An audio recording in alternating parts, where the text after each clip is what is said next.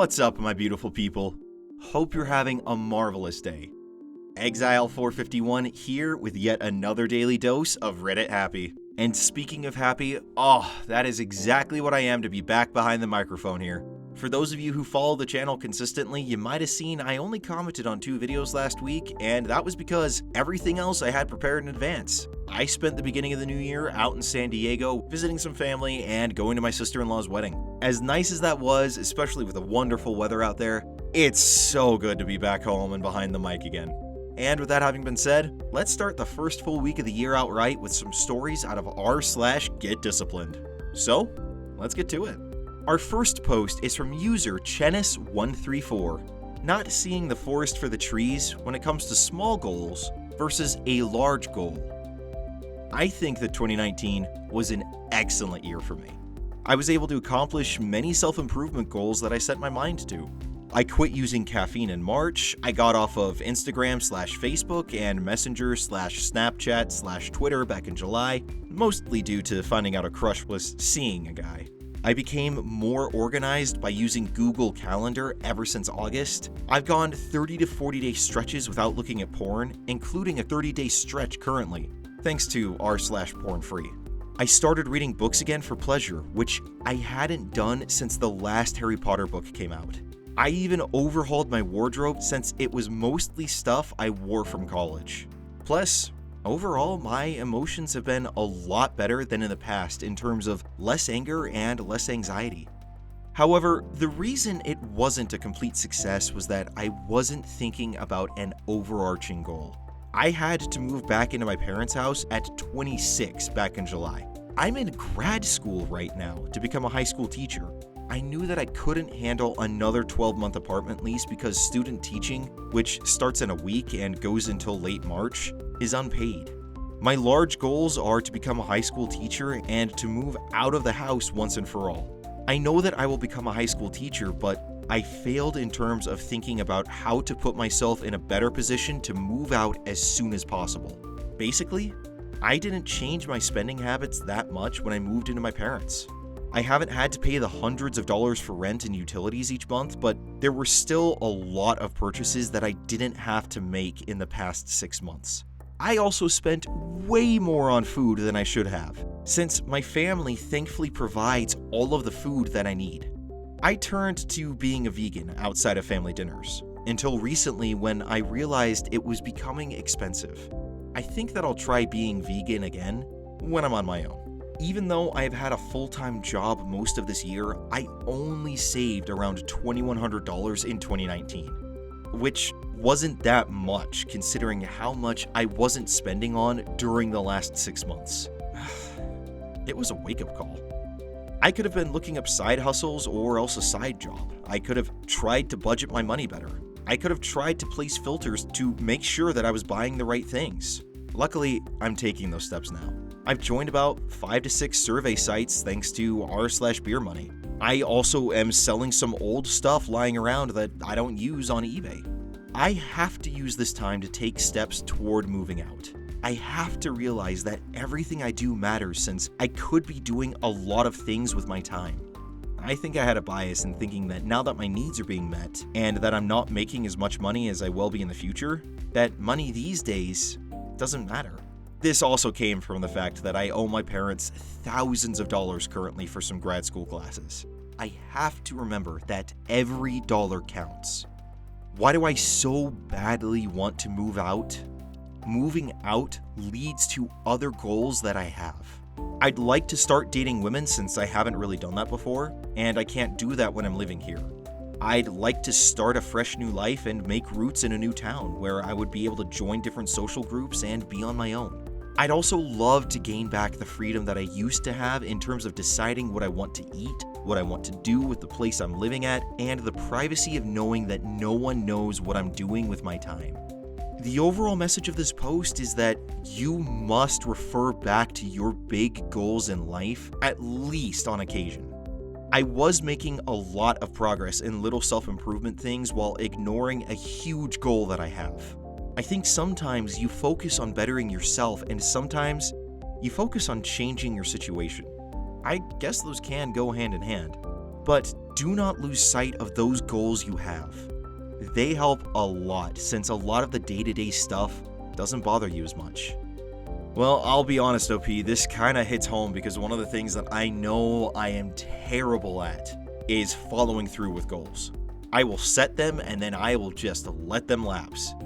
Not that I'm necessarily slacking or anything, but I just fall short and it just leads to a spiral of disappointment and anxiety of just, I'm falling short in what I want to do, I'm not achieving the goals that I set for myself. What is wrong with me?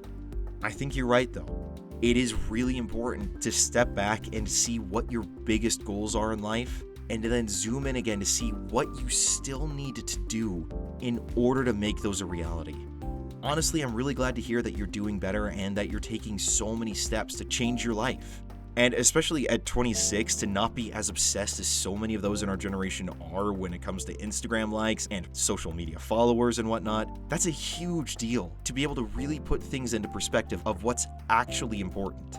I think you've got a great future ahead of you and you are going to do awesome things. Thank you so much for sharing this post, and wherever you're at, I really do wish you the best in the upcoming year. Please do update and let people know how it's going for you. I'd love to hear how things are improving in your life. Our next post is from user Takamil. But first, if you're enjoying the video, make sure to hit that like button and subscribe so you can get more of your daily dose of Reddit happy. Time to grow up. Most of us never grow up. We live as adult babies throughout our 20s and maybe late into our 30s. I know I've experienced this because I was one of those adult babies for some time. Not too long because I recognized it early on, but still. We don't grow up because our parents baby us. They baby us from childhood into adulthood and on. They never let go of this behavior, and then it can only but cause us harm. When you're a child, your parents want to protect you and give you all they can, so they do. From food to some pocket money to figuring out which school you will attend and whose house you get to sleep over at.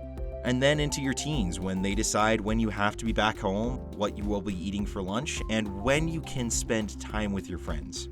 But in our teen years, something happens to us. We become tired of our parents' protective behaviors and we try to break free. Usually, our attempts fail and we return right back into the arms of our parents. We might try a few times and maybe then our parents begin to realize that it's time for little Timmy to grow up. Or they just get frustrated and enforce harsher provisions over Timmy. Now, we're adults. We just turned 20. But we don't really know how to integrate ourselves into reality. So we lean on our parents to give us emotional and financial support. And this might go on for years. Eventually, something happens. Maybe a family argument which leads into major frustration and we no longer can live within the constraints of the family. So we try on our own, into the mad world of individualism and harsh faces, and we realize it's harder than we thought. We might have a breakdown. Reality has crushed our souls, and what do? We go back to seeking dependence from our parents or maybe our peers. The issue here is that we never really learned how to integrate into society. Our parents always did everything for us, and we never had an opportunity to interact with reality through our own senses. Our 20s is the time to be freed from the grips of our parents and do stuff on our own, without the supervision of our parents. Your 20s is when you have the freedom and the opportunity to try and fail. But failure is not a consequence, rather a teacher. Our parents are the teachers of our youth. But failure is the teacher of adulthood. We must try, fail, and learn. It's the only way to develop dependency for ourselves and onto ourselves. If you don't, it will hurt you. It will hurt your development as a healthy adult. You will wander around throughout the years trying to figure out what it means to live in society and how to do so. The earlier you break out, the better. Because it takes quite a while to understand reality for what it truly is. You need to make your own money, you need to be able to support yourself in times of obscurity, and you need not to lean on others for it. And maybe you've done it. Broken away from the chains of your parents. That still doesn't mean that you're free. Our habitual behaviors are like flies. They follow us around buzzing from one ear into the other, and we let them. Many of us, even myself, have a hard time letting go, and so we look around us and lean on others. Could be our friends, our grandparents, our lovers, and if we're unconscious about this, the parent-child situation will just repeat. You will find someone else to lean on, someone else to give you the financial and emotional support you're seeking, and will avoid developing it from the inside out. The best way to integrate into society, if you suffered from this, is to do it one step at a time, and to do this progressively. Instead of letting others do things for you, begin to do them yourself. Whether it's cooking for yourself, doing your own laundry, filling out your own paperwork, setting up a bank account, you must be responsible for this, not your parent or your peer. You don't have to let go all at once. Test the water one toe at a time. If your mother has been cooking for you on a daily basis, tell her you want to cook lunch for yourself. If she does your laundry, tell her you'll do it from now on. If she's giving you an allowance, tell her you will put in some hours to compensate for the allowance you receive and eventually get a job. When it comes to emotional support, sit with yourself in times of trouble. Question why you feel this way and do practical things that make you feel a bit better.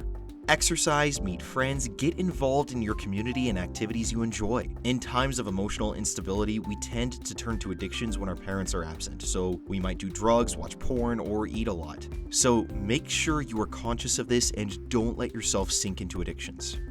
As a young adult, this realization needs to hit you, and you need to let it hit you.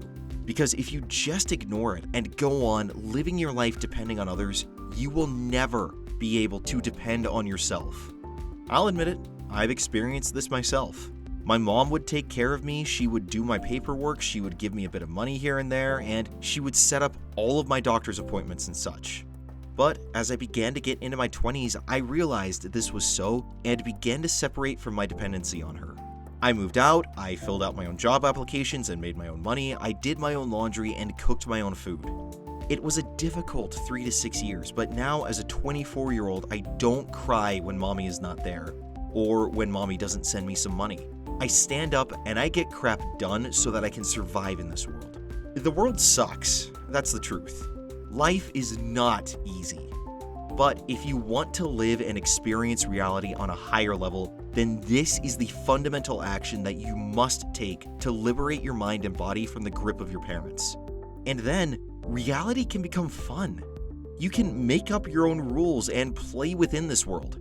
But it's hard to do so if your parents are always holding you when you go down the slide. Update. Thanks for reading, y'all. This was a realization I had in my own life, so it's based on experience and observation of other people. I hope this has helped you realize that you might be in a similar situation and that sometimes, if we depend on others too much, it's unhealthy for our own evolution. Keep reading, and if you want to check out more of my writing or cool stuff I'm doing, go to this website, and I've included a link to that website in the description. Well, this is definitely something I think a lot of people in our young millennial/Gen Z sort of generation could really take to heart. I mean, we live in a world where kids grow up very coddled, and that's not being politically incorrect or anything, that's just the truth. Like I've said in previous videos, I'm not going to say how old I am, but I'll say this much. When I was a kid, I was right there in that perfect little pocket of before technology became so predominant that it influenced almost everything in our lives, but still growing up at the point where that became a thing. I grew up being very independent. When summer vacation was around, my parents saw me go off on the bike and just said, "Be home before dark." They didn't care. There was none of this, you see a toddler wandering 2 feet away from their parents and you call CPS kind of crap that we see today. There was none of this need for states to pass laws protecting free-range parents. That wasn't even a thing back then. That was just what parents did. They let their kids go free. Now you can't do that without risking some nosy neighbor calling Child Protective Services anymore. The fact is, like you said here, you can't cling to mom and dad forever. Eventually, if nothing else, chances are they're going to die before you do, and when that time comes, if you've never fended for yourself, you're really screwed. It's a hard truth to swallow, but everything that you say here is exactly right, and it's something I think a lot of people really need to hear.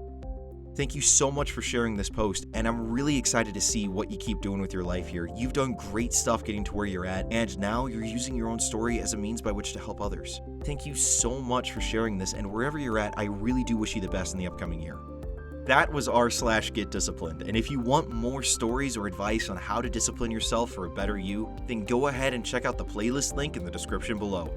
Also, feel free to check out the channel on social media. Would love to chat with you on Instagram or Twitter. Now you go out there, have a great day. I will see you all tomorrow. Until then, I'm Exile451. Stay beautiful, people.